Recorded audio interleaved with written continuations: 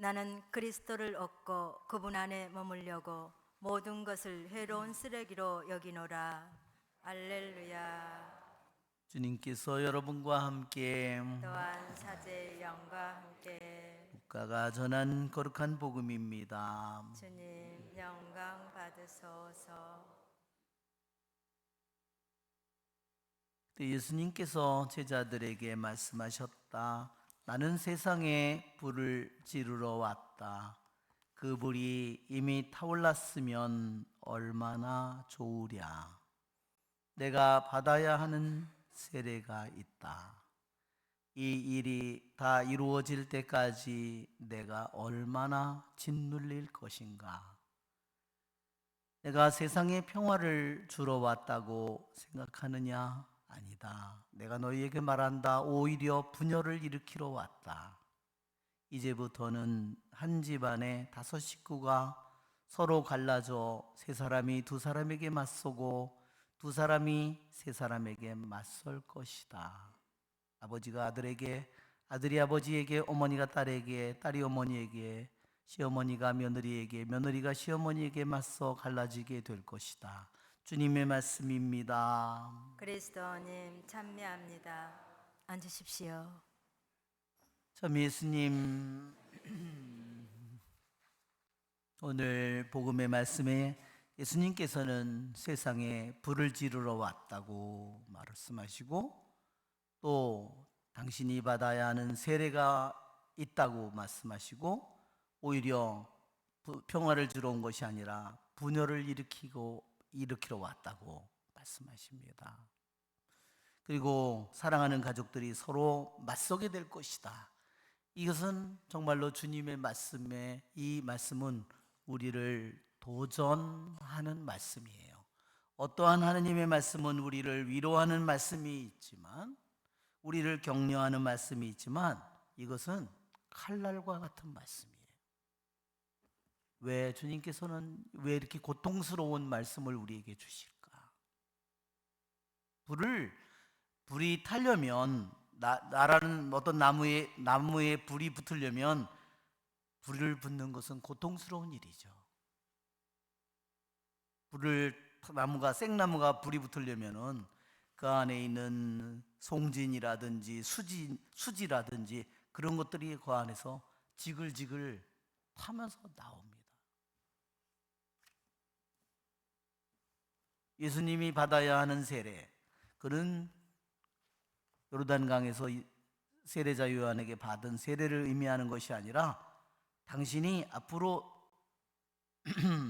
죽음의 물속에 들어갔다가 다시 부활하는 그 당신의 죽음과 부활을 의미하고 있습니다.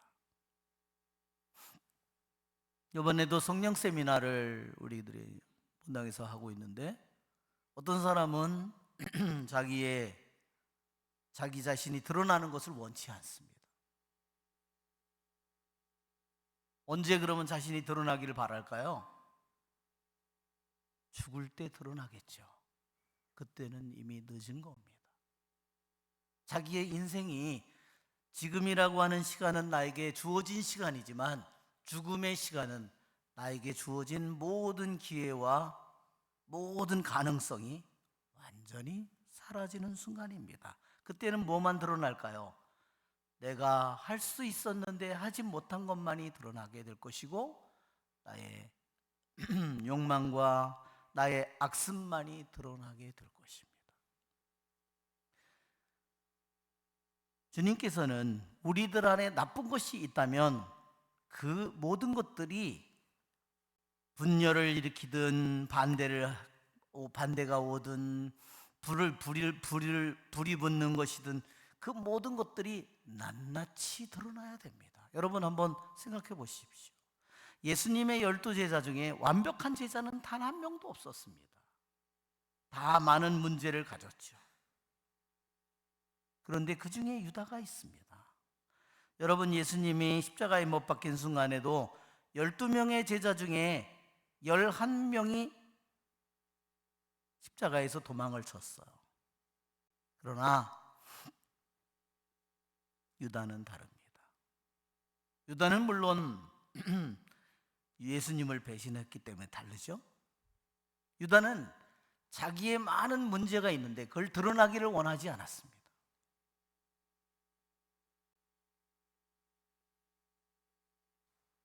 그것이 유다의 비극입니다.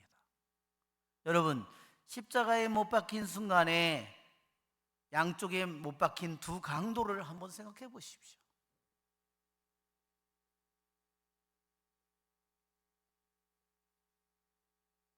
그들은 너무나 하느님의 뜻과 멀리 살았지만 유다는 예수님 가장 가까운 데서 살지만 자기 자신의 숨겨진 모습을 절대로 드러내지 않습니다. 어느 순간에 그걸 맞이할까요? 바로 자기의 마지막 순간에 그것을 깨닫게 되는 겁니다. 여러분, 우리는 우리들의 영적인 삶을 사는 데 있어서 두 가지 길밖에 없습니다. 오늘 자기가 죄의 종이 되거나 의로움의 종이 되거나, 죄의 종이 된 사람은 자기의 육신을 더러움과 불법의 종으로 넘기고 그러한 악한 삶을, 더러운 삶을, 부끄러운 삶을, 그리고 결국 죽음에 이르는 삶을 살아가지만 의로움의 종이 되고자 하는 사람은 결국은 성화의 길로 나아갈 것이고 영원한 생명의 길로 나아갑니다. 우리들의 나의 생애에 이루어질 수 있는 일입니다. 내가 많은 성공을 하든 높은 자리에 가든 내가 세상에 좋은 것을 성취하든, 그러나 그 모든 것들은 다 사라질 겁니다. 영원히 남을 것은 뭘까요? 내가 주님의 모습을 닮은 성화의 삶을, 덕의 삶을 내가 매 순간 살았든지, 아니면 불법과 더러움과 죄의 삶을, 자기 이기적이고 자기 욕망의 삶을 살았든지, 둘 중에 하나입니다. 그것은 우리들의 하루하루의 삶을 통해서 나의 결정이고 내가 맺는 열매입니다. 그러기에 성화의 길로 나아가는 영혼은 끝이 없이 빛에서 빛으로 나아가겠지만, 자기의 욕망의 삶을, 자기중심적인 삶을 살면 끊임없이 어둠의 길로 갈 수밖에 없습니다.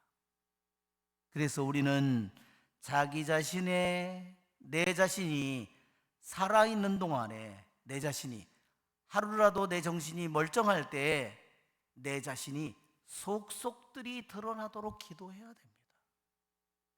나의 비참한 모습, 나의 이기적인 모습, 나의 교만한 모습, 나의 위선적인 모습, 나의 탐욕스러운 모습, 남을 존중할 줄을 모르는 모습, 남을 사랑할 줄을 모르는 모습, 나의 모든 것들이 남김없이 드러나도록 기도해야 됩니다.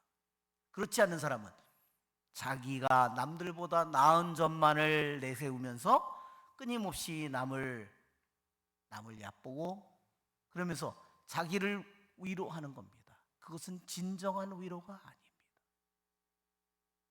그것은 거짓 위로이고, 그것은 우리들이 남을 판단하는 삶을 살게 될 거고, 점점 그는 시간이 지나면 지날수록 신앙생활을 하지만 점점 자기중심적인 삶을 살아가게 될 겁니다. 그것은 하느님께로 가까이 가는 삶이 아니에요. 하느님을 가까이 가는 삶은 뭘까요? 지금 이 순간에 예수님이 내 앞에 나타난다면 그분을 향해서, 내가 있는 힘을 향해서 달려갈 수 있는 사람이죠. 그러나 그렇지 않은 사람은 아니에요, 안 돼요 이렇게 얘기하겠죠. 그것은 자기중심적으로 살아가는 생원의 모습이에요.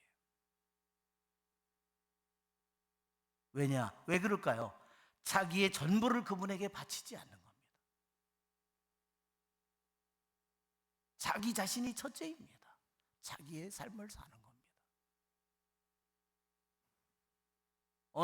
어느 자기에게 끊임없이 자기에게 시간이 주어지더라도 그는 자기중심적인 삶을 살아갑니다. 그는 이미 이 세상에 주님과 자신의 삶의 끊임없이 평행선을 달리는 비극의 삶을 살아가는 겁니다. 우리의 좋으신 주님을 찬미합시다. 아멘. 성찬 전례를 시작합니다. 봉헌성가 221번 부르겠습니다.